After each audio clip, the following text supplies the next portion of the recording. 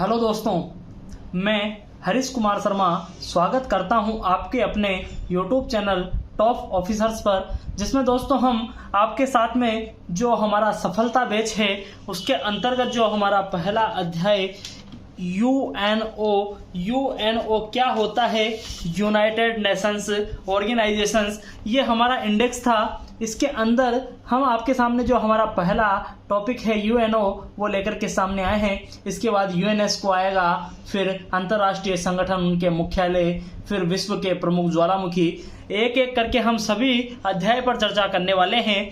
ये आपके लिए वरदान साबित होगा। ग्रुप डी और एनटीपीसी जो रेलवे के एग्जाम हैं उनमें स्टैटिक जीके का बहुत ही शानदार पार्ट आता है।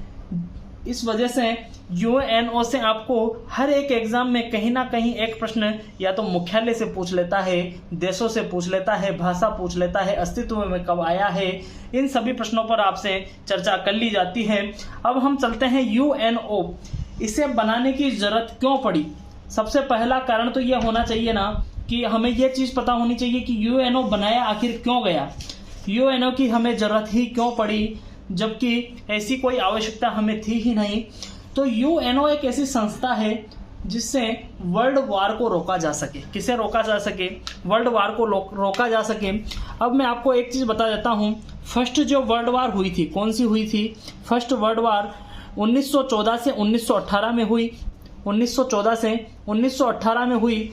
इसमें बहुत नुकसान का हमें सामना करना पड़ा। उसके बाद में कई देशों ने मिलकर एक बैठक की जिसे लीग ऑफ नेशन के नाम से जाना जाता है।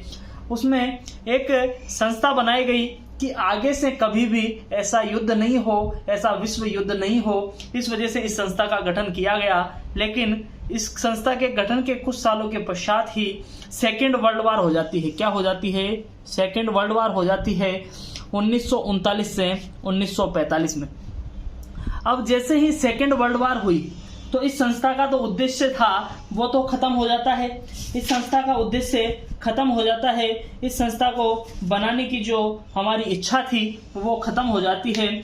तो उसके बाद में हमें एक संस्था बनाने की आवश्यकता पड़ी जिसे हम यूएनओ के नाम से जानते हैं। किसके नाम से? यूएनओ बोले तो संयुक्त राष्ट्र अथवा यूनाइटेड नेशंस।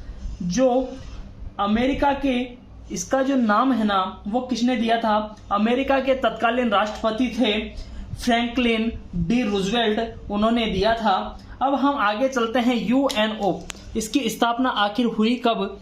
यूएनओ 1945 के अप्रैल महीने में इस पर बातचीत चलने लगी और 25-26 जून 1945 को 50 कंट्री ने इस पर साइन कर दिए और 51वीं कंट्री बन जाता है कौन? पोलैंड बन जाता है। कौन बन जाता है? पोलैंड बन जाता है।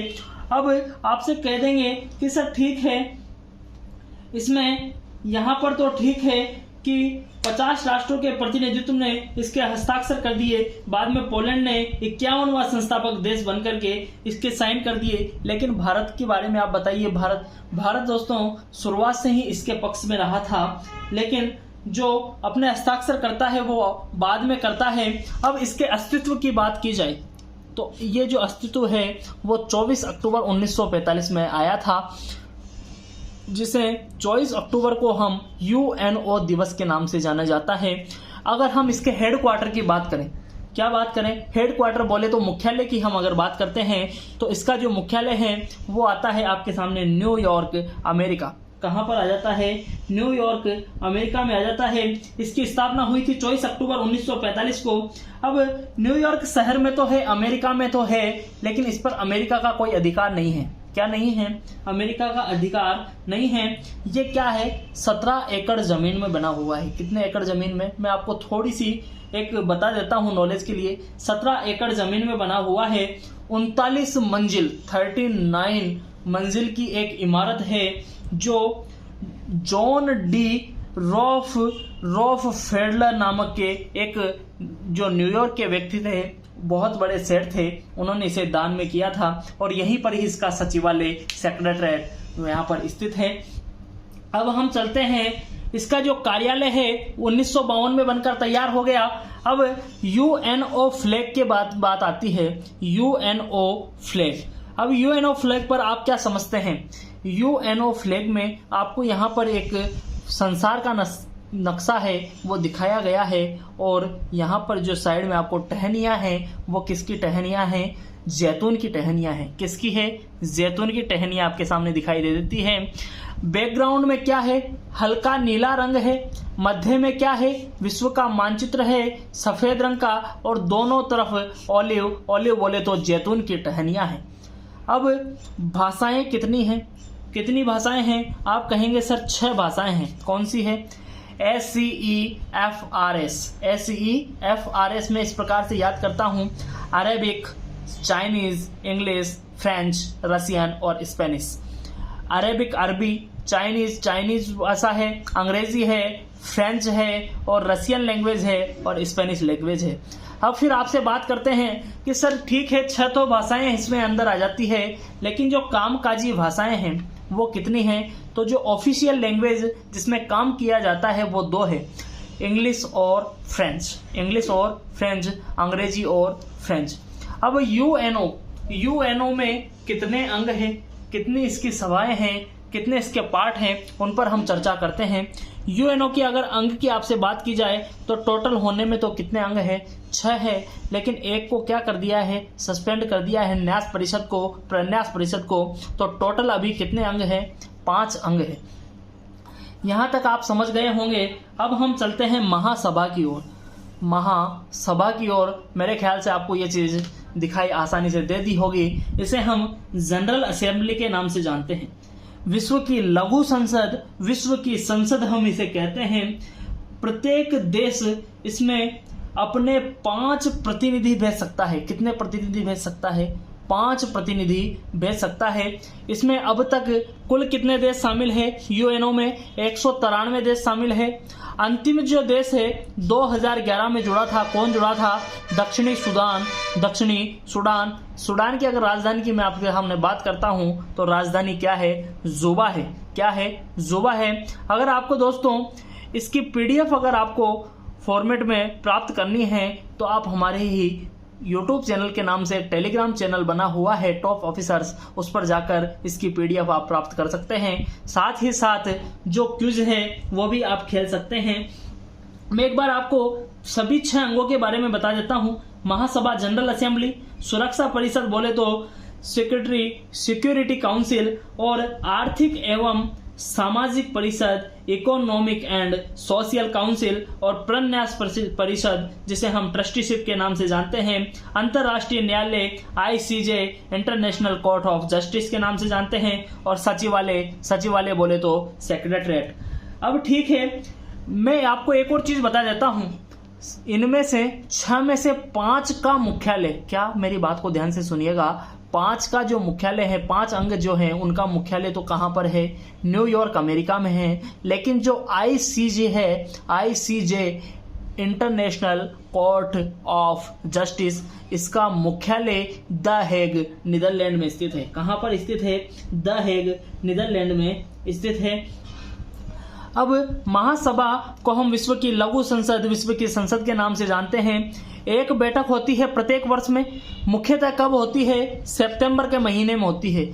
और कब तक चलती है? दिसंबर तक चलती है। इसका काम, भाई सर ठीक है बैठक तो होती है लेकिन कोई ना कोई काम तो होगा जिससे आप बैठक करवाते हैं। तो काम क्या है इसका? बजट पारित करना। क्या करना? बजट पारित करना। कोई नया मेंबर है उसे जोड़ना है कि नहीं जोड़ना, 2/3 बहुमत से उसे जोड़ा जाता है। 2/3 बहुमत 193 का निकाला जाता है और उसे जोड़ना है कि नहीं जोड़ना है, इस पर चर्चा की जाती है। मेरे ख्याल से आपको महासभा समझ में आई होगी। महासभा का जो नियमित सत्र है ना, वो कब से कब? सितंबर माह से जो तीसरा मंगलवार होता है, सितंबर माह का कौन सा मंगलवार? तीसरा मंगलवार होता है, उससे शुरू होता है और दिसंबर के मध्य 15 दिसंबर तक आसपास चलता है। अब इसकी बात करें तो इसमें 21 उपाध्यक्ष और महासभा की 7 मुख्य समितियों के अध्यक्ष क्या करती है? चुनाव करती है। किसका? एक नए अध्यक्ष का। जब महासभा का नया अध्यक्ष बनाना होता है तो उसमें 21 उपाध्यक्ष होते हैं और महासभा की 7 मुख्य समितियां होती है जो अध्यक्षों का क्या करती है? चुनाव करती है। इसके अलावा नियमित सत्र जो होता है, नियमित सत्र मैंने आपको बताया है सितंबर से दिसंबर के बारे में। नियमित सत्र जो होता है सुरक्षा परिषद के आग्रह पर ये एक विशेष सत्र भी बुला सकता है। सुरक्षा परिषद के आग्रह पर ये एक विशेष सत्र भी बुला सकता है। अब हम आगे चलते हैं। दूसरा जो अंग है आपको दिखाई दे दिया होगा यूएनएससी। यूएनएससी बोले तो दोस्तों संयुक्त राष्ट्र सुरक्षा परिषद, United Nations security council, United Nations security council, संयुक्त राष्ट्र सुरक्षा परिषद। इसे हम पुलिसमैन के नाम से जानते हैं। किसके नाम से जानते हैं? पुलिसमैन के नाम से जानते हैं। इसकी बैठक जो होती है वो 14 दिन में एक बार होती है। बैठक कितने दिन में होती है? 14 दिन में एक बार होती है। अब सदस्य देशों की बात करें या सदस्यों की बात करें तो टोटल कितने सदस्य हैं? 15 सदस्य हैं। कितने सदस्य हैं? 15 सदस्य हैं, जिसमें से 5 तो हैं वीटो पावर वाले। कौन से? वीटो पावर वाले।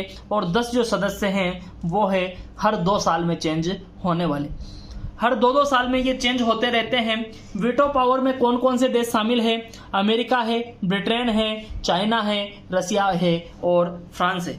अमेरिका, ब्रिटेन, चाइना, रसिया और फ्रांस।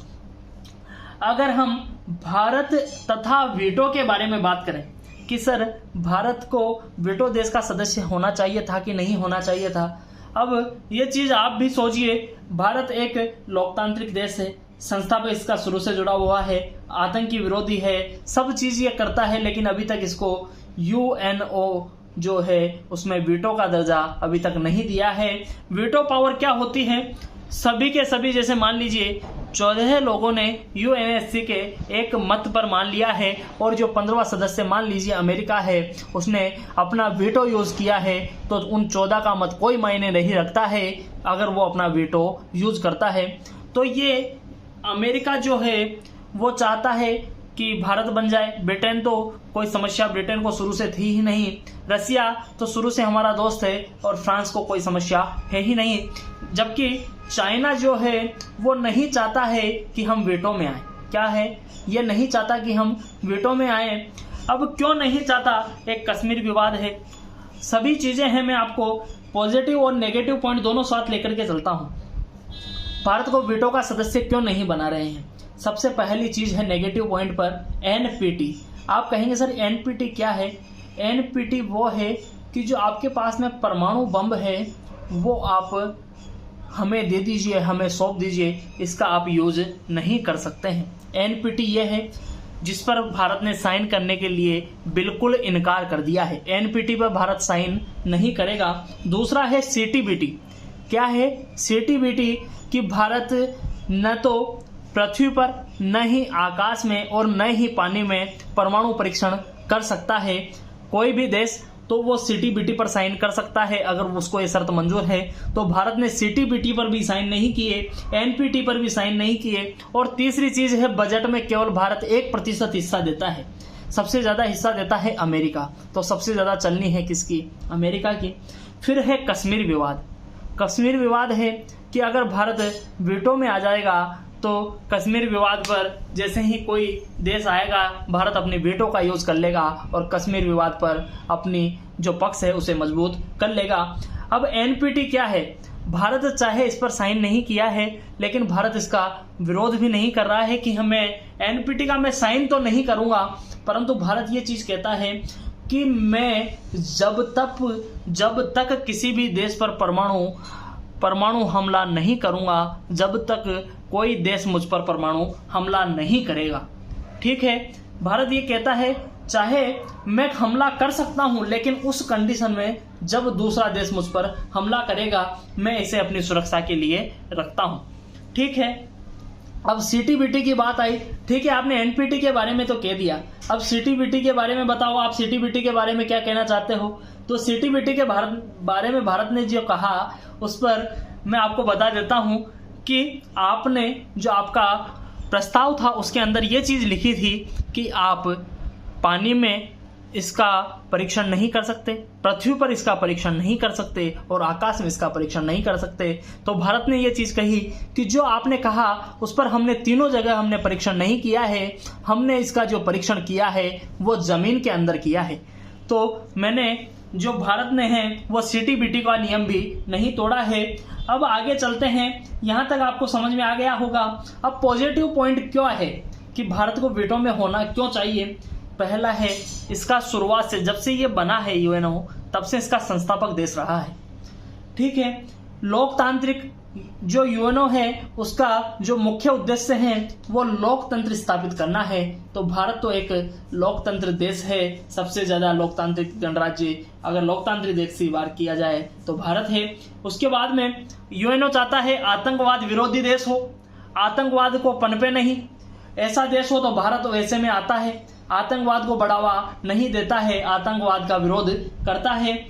फिर आगे चलते हैं कि होना क्यों चाहिए। WHO, जैसे पोलियो की बात आई, अभी कोरोना काल की बात आई, तो WHO को दोस्तों फ्री ऑफ कॉस्ट ये जो है वो मेडिसिन प्रोवाइड करता है। इस वजह से चाहे 1% बजट में देता हो, लेकिन जब परेशानी में सभी देश होते हैं भारत मदद के लिए अपना हाथ आगे बढ़ाता है। इस वजह से भारत को वीटो पावर का सदस्य होना चाहिए। मेरे ख्याल से ये सभी पॉइंट आपको समझ में आए होंगे। अब हम तीसरा जो हमारा अंग है सचिवालय, उस पर चर्चा करते हैं। सचिवालय क्या होता है उस पर मैं आपके सामने चर्चा करने वाला हूं। सेक्रेटरीट प्रशासनिक जो कार्य होते हैं, कौन से कार्य, प्रशासनिक जो कार्य होते हैं वो सेक्रेटरीट में होते हैं। इसका जो हेड होता है वो कौन होता है, महासचिव होता है। कौन होता है हेड, महासचिव होता है। उसके बाद में अगर हम बात करते हैं जो महासचिव होता है वो कैसे बनता है, महासचिव कैसे बनता है उस पर हम चर्चा करते हैं। आपको दिखाई दे दिया होगा, सुरक्षा परिषद की सिफारिश पर महासभा बनाती है। कौन बनाती है, सुरक्षा परिषद की सिफारिश पर महासभा बनाती है। संयुक्त राष्ट्र जो स्टाफ कॉलेज अंतर्राष्ट्रीय श्रम संगठन ILO के प्रशिक्षण केंद्र को कैंपस के साथ तुरिन इटली में स्थापित किया गया है। आपको ये चीज भी ध्यान होनी चाहिए। और जो घोषणा पत्र है उसके अनुसार अगर देखा जाए, मैंने आपको बताया था प्रशासनिक कार्य कौन करता है, सचिवालय करता है। जनवरी 2017 से पुर्तगाल के अंतोनियो जो गुतरेस संयुक्त राष्ट्र संघ के नए महासचिव है। कौन है, गुतरेस संयुक्त राष्ट्र संघ के महासचिव है।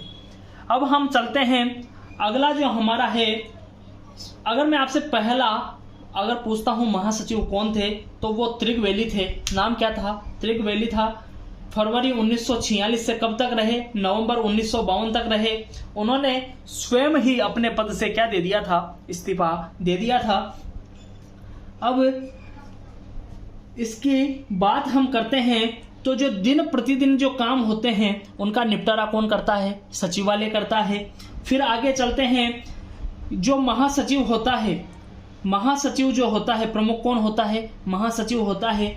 इसके बाद सुरक्षा महापरिषद की सिफारिश पर बनता है महासचिव। कार्यकाल कितने वर्ष का होता है, 5 वर्ष का होता है। अगर आपसे मैं कह दूं क्या महासचिव एक व्यक्ति 2 बार बन सकता है, आप कहेंगे सर हाँ बिल्कुल 2 बार महासचिव बन सकता है। फिर हम चलते हैं ICJ के पर। कौन से पर, ICJ, इंडियन नहीं दोस्तों, इंटरनेशनल कोर्ट ऑफ जस्टिस, अंतर्राष्ट्रीय न्यायालय जिसे हम नाम से जानते हैं, अंतर्राष्ट्रीय न्यायालय के नाम से जानते हैं। हेडक्वार्टर कहाँ है, द हेग में है। इसमें क्या होता है, 15 जजेस का कोरम होता है। कितने जजेस का, 15 जजेस का कोरम होता है। कार्यकाल कितने वर्ष का होता है, 9 वर्ष का होता है। कोरम क्या होता है, जब तक कोई कार्यवाही स्टार्ट नहीं की जाएगी जब तक उसमें 9 जज की कमेटी बैठी हुई नहीं होगी। जब तक कोई कार्यवाही नहीं की जाएगी जब तक उसके अंदर 9 जज की कोई कमेटी बैठी हुई नहीं होगी। आपको केवल और केवल ये हेडक्वार्टर याद रखना है जिसका मुख्यालय कहाँ पर है, द हेग। और द हेग कहाँ है, नीदरलैंड में स्थित है। द हेग कहाँ स्थित है, नीदरलैंड में स्थित है। अब एक आपके सामने नोट दिखाया गया है, एक मात्र भारतीय डॉक्टर नगेंद्र सिंह। कौन से सिंह? डॉक्टर नगेंद्र सिंह, जो आईसीजे में अध्यक्ष और उपाध्यक्ष रहे हैं। ये प्रश्न आपसे कई बार पूछा जाता है। अब तक कितने भारतीय आईसीजे में जा चुके हैं? आईसीजे में जा चुके हैं 4 भारतीय। दलवीर सिंह भंडारी 2017 में दोबारा आईसीजे के सदस्य बने हैं। अब मैं आपको चारों के नाम बता देता हूं और इनका कार्यकाल भी बता देता हूं। बेनेगल रामाराव थे, जो 1952 से 1953 तक आईसीजे के सदस्य रहे। उसके बाद में नागेंद्र सिंह 1973 से 1988 तक। फिर रघुनंदन जी पाठक आए हैं 1989 टू 1991। उसके बाद में आते हैं दलवीर सिंह भंडारी 2012 से, और अभी तक ये चल रहे हैं। 2012 से 2017 है और 2017 से 2022। अब जब भी चुनाव होंगे, पता क्या कौन बनता है, जो भी बनेगा हम आपके सामने चर्चा करेंगे। अब उपाध्यक्ष के रूप में जो कार्यकाल था 1976 से 1979, किसका? नगेंद्र सिंह का। वो उपाध्यक्ष रहे थे, उस समय अध्यक्ष रहे थे, और उपाध्यक्ष जब रहे उसका कार्यकाल 1976 से 1979, और अध्यक्ष के रूप में कार्यकाल था 1985 से 1988, क्योंकि जो नागेंद्र सिंह है वो अध्यक्ष और उपाध्यक्ष दोनों रहे हैं। दलवीर सिंह भंडारी दूसरी बार आईसीजे के सदस्य चुने गए हैं। ये भारत के लिए बहुत ही गौरव की बात है। इंटरनेशनल लेवल पर हमारे भारत का एक व्यक्ति बैठा हुआ है। अब मैं आपसे कह देता हूं, आईसीजे, इसकी एक बात आप ध्यान रखना, एक देश के 2 जज यहाँ पर 2 सदस्य कभी भी नहीं हो सकते हैं।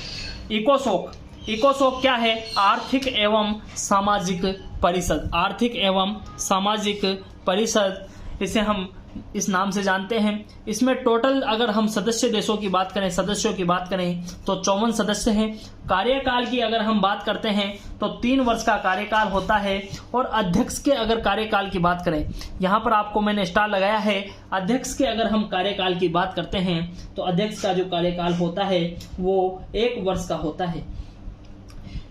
ये क्या है? एक स्थायी संस्था है, परंतु 1/3 सदस्य प्रति वर्ष पद मुक्त होते रहते हैं, परंतु अवकाश ग्रहण करने वाला सदस्य पुनः निर्वाचित